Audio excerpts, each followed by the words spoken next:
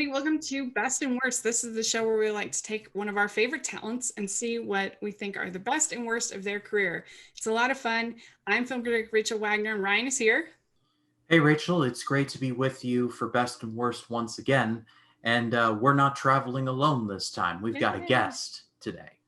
Yes, I'm Yes. excited to do this. This should be fun. Yes, David Healy is here.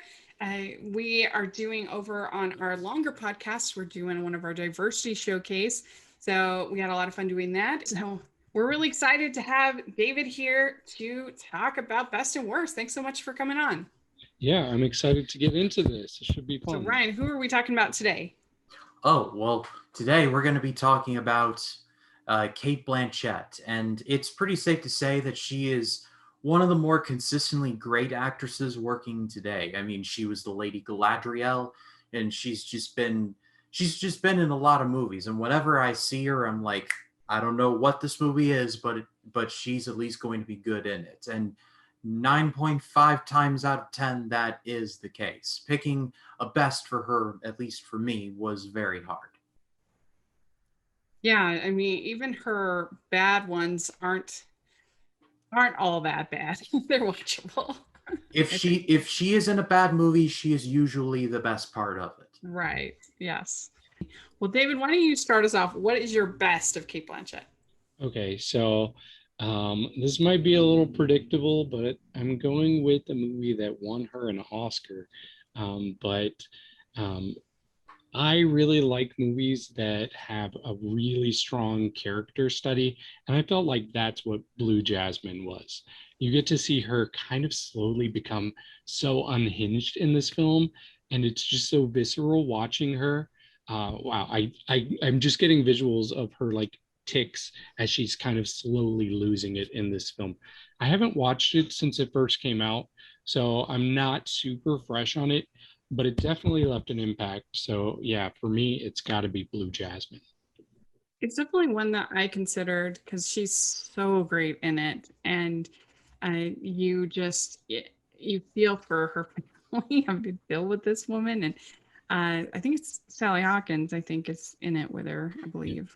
Anyway, she's great too, and you you find a way to still root for her even though she's super unlikable, which is tough to do. Mhm. And I think Yeah, a lot of actresses would have gone a little over the top with this character, and she somehow manages to make it subtle, but it's still quite obvious what she's going through. all right. Well, my best is a movie called Carol. And I think Todd Haynes is a really great filmmaker. And this movie is definitely slow paced, so it's not going to be for everyone. But I think it's so beautifully made. And this relationship between Kate Blanchett and Rooney Mara, and the way it just kind of simmers and simmers. I think Kyle Chandler is so good as her husband. I think I would have nominated him for an Oscar. I thought he was so just honest, and I really related to his character. I mean, he's such a great actor in my opinion. But yeah, this is a slow burn romantic story. It's definitely not Hallmark friendly, so it won't be for everyone. But I really thought it was good, and I think that Todd Haynes just does such a great job of really kind of lingering on characters and getting you to just sort of feel like you're in the moment. So I really enjoyed it. What did you think of Carol, David? Have you seen it? Yeah, I've seen it. I definitely think this is another movie for me where I like the performances better than I like the movie itself. It is a bit slower. I don't think everybody would love this, but it's not a Yeah, bad movie by any means. So I definitely see why you would pick it. yeah, she's so good in it, and just and grabs the screen. So I think it's a really worthwhile one from Mm. her. What about you, Ryan? What's your pick for best of Kate Blanchett? So my favorite Kate Blanchett movie, and this is my trademark hard left, going from Carol to Blue Jasmine, or Blue Jasmine to Carol, and then to my pick, which is Hana from 2011. This was directed by Joe Wright, and it tells the story of a little girl named Hana, played by Saoirse Ronan, who has lived her entire life in the basically the Arctic Circle with her father, played by Eric Bana. She uh, she is secretly a wanted person. She is wanted by Marissa Beegler, played by Cate Blanchett, who works for the CIA. And to make a long story short, there was a special project with the CIA. It went south, and it is a massive skeleton in Marissa Beegler's closet. So when she learns that Hana's still alive, she goes after her with pretty much all full vengeance. And this is a very stylistic movie. It's got a very unique score from the Chemical Brothers. And I absolutely love this movie. I've loved it since I first saw it in 2011. I'm going to do a video essay on my channel about it someday very soon.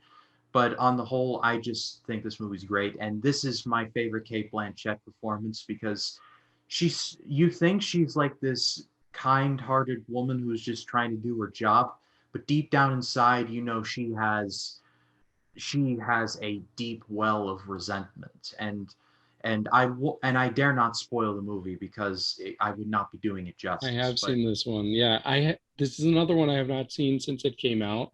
But yeah, it was one of my earliest movies that I associate with Saoirse Ronan. I'll be honest, I forgot Cate Blanchett was in this one.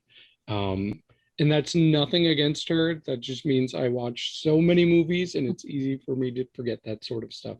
But I do remember there being a very, very good villain in this film. So. All right. So, David, what is your worst of Cate Blanchett? Okay, so I was looking through IMDb and there was definitely a film that stood out to me. And it's nothing against her, it's more the movie just, I don't know. I felt like it was better as a book, probably.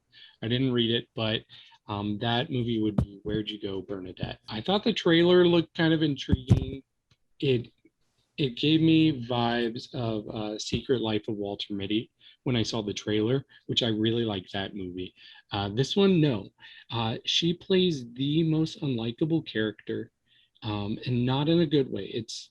It's about this woman that goes missing.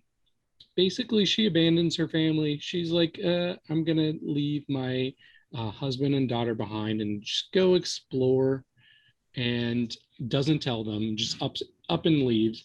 And it's super frustrating, her character in the film, and I don't think there's any redeeming her character.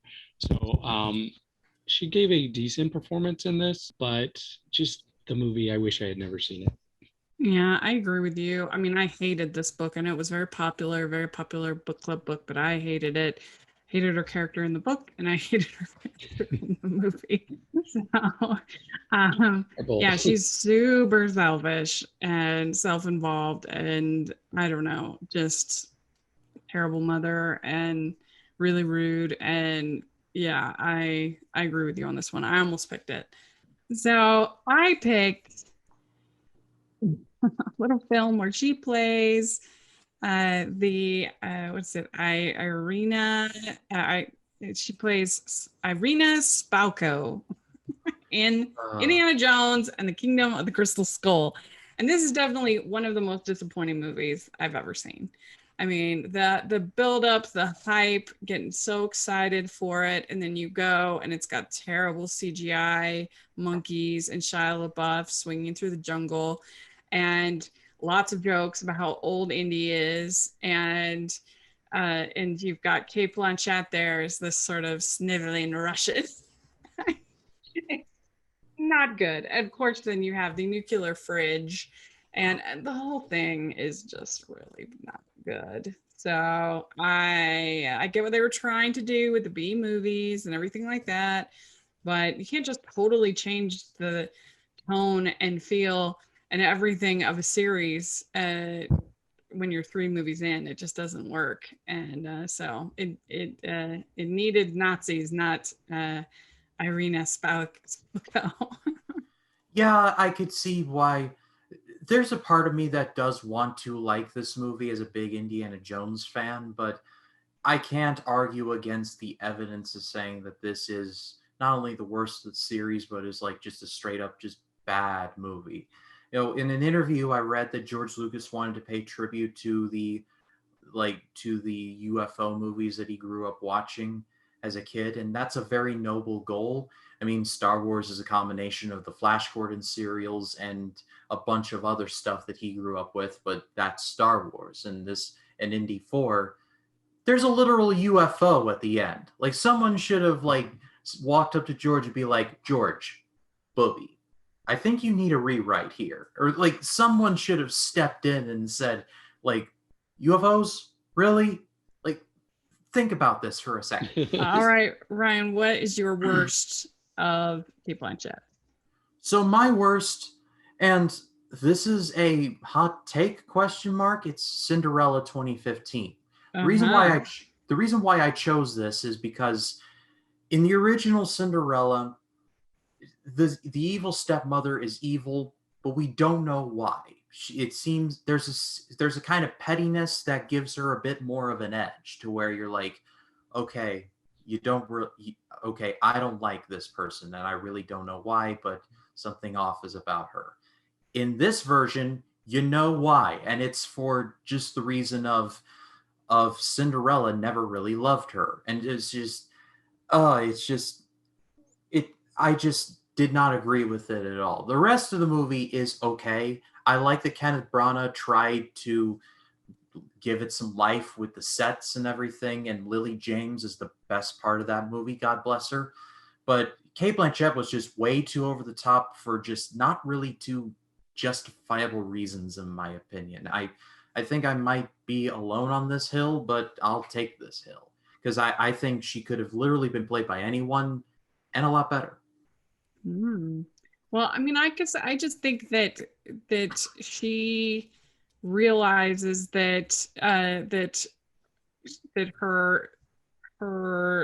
Cinderella's father didn't really love her, that loved Cinderella more, and so that's why she's bitter against Cinderella. And so yeah, I don't know. I mean, just these live action remakes are so terrible that this is one of the So I think it gets some bumps for me, because this is definitely, in my opinion, one of the best of these terrible live action remakes. I can agree with you to an extent, but that bar is so low. It's at the center of the earth with Brendan Fraser and Josh Hutcherson. That's fair. Yeah, so with these live action Disney films, it seems like you have the ones that kind of try to create their own original take on it. And then you have the straightforward remakes. And for the most part, the straightforward remakes are pointless. Yeah. And to a degree, you could say that about Cinderella, but I do think it's on the better end of those. I probably put The Jungle Book number one, and then this might be second for me as far as those go. But I actually remember when I watched it and when I saw the trailer, I was like, wow, Cate Blanchett is perfect for this role. So I can't say I agree with you, Ryan, but hey, it's fun when people disagree, right? Yeah, that's right. So that's right. Yeah, I thought she was a one of the better parts of this film personally. So yeah. Hey, at least we're ending on a high. Yeah. If you say nothing or if you say everything, then everybody agrees with you. But if you say something, then at least somebody will disagree with you. That's a quote. That's not mine. I can't remember where I heard it from, but I felt like it applied. Well, let us know about your picks if you're watching. Let us know what you would pick as the best and worst of Cate Blanchett. We'd love to hear your thoughts in the comment section. And David, where can people find you? You can find me on Twitter. I'm at the David Healy. And you can also find me in a Facebook group called Film Freaks. It's facebook.com/Film Freaks Group. Great. And Ryan, where can people find you? They can find me on Facebook, Twitter, Instagram, and Letterboxd at RyanCam20. Then there's, of course, my YouTube channel, which is just called Ryan Cam. I'm officially at 150 subscribers, actually 152. So thank you to you all who have checked me out and subscribed. I'm officially on the road to 200, so if you wouldn't mind checking me out, please do. This past Sunday, I did a big collab with Sean from Lost in the Reel on Spirited Away. On Monday, I dropped an AFI project video for The French Connection. On Wednesday, I'll be dropping an AFI project video for Pulp Fiction, and then Friday will be an AFI project video on The Last Picture Show. And then this coming Sunday will be my big retrospective on the Bourne movies. I think they've been forgotten, and so I'd like to bring them back into the light, if you will. So if you haven't checked out my channel, please do. And you can find me at Rachel's Reviews, all of our social media, iTunes, YouTube, and on Rotten Tomatoes. So check that out. And then also check out Hallmarky's podcast this week. I am doing a best of streaming 2021 with Austin Burke, YouTuber Austin Burke. So that's really fun over there. So make sure you're following over on that channel as well. So thanks so much. Thanks, David, for joining us. And we'll talk to you all next week. Bye, everyone. Bye. Bye.